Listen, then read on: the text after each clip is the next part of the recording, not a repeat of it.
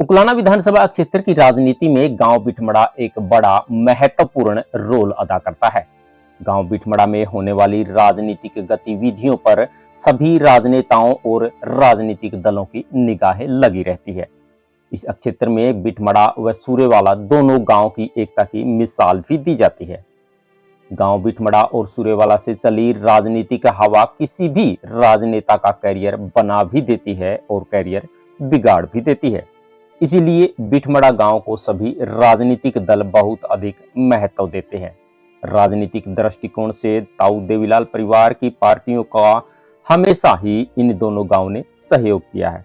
ताऊ देवीलाल परिवार की पार्टियों के प्रत्याशियों को गांव बिठमड़ा व सूर्यवाला ने हमेशा सिर आंखों पर बिठाया है।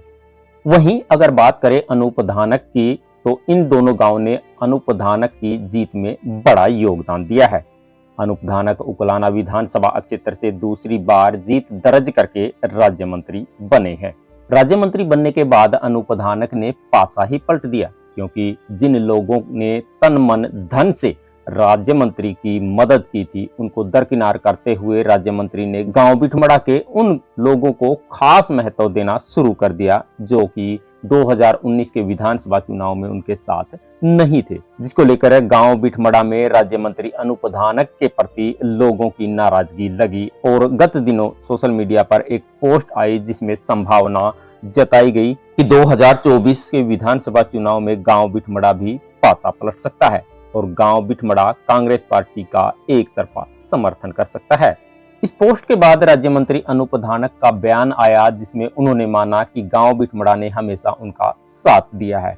अब समाचार आया है कि 5 मई को प्रदेश के उप मुख्यमंत्री दुष्यंत चौटाला गांव बिठमड़ा में पहुंच रहे हैं। बिठमड़ा गांव के लिए यह एक अच्छी खबर हो सकती है, क्योंकि ग्रामीणों को उम्मीद जगी है कि उप मुख्यमंत्री के उनके गांव में आगमन के कारण गांव की समस्याओं का समाधान होगा और गांव में विकास की गंगा बहेगी।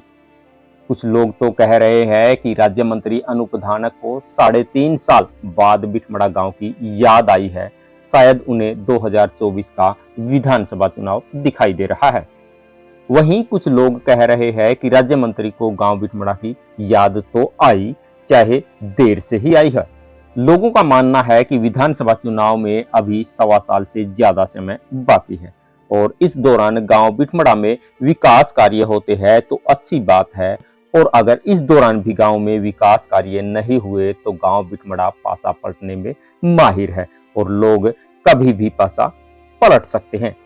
अब देखना यह है कि बाकी बचे समय में गांव बिठमड़ा में विकास कार्य होते हैं या फिर 2024 के विधानसभा चुनाव में गांव बिठमड़ा के लोग पासा पलटते हैं।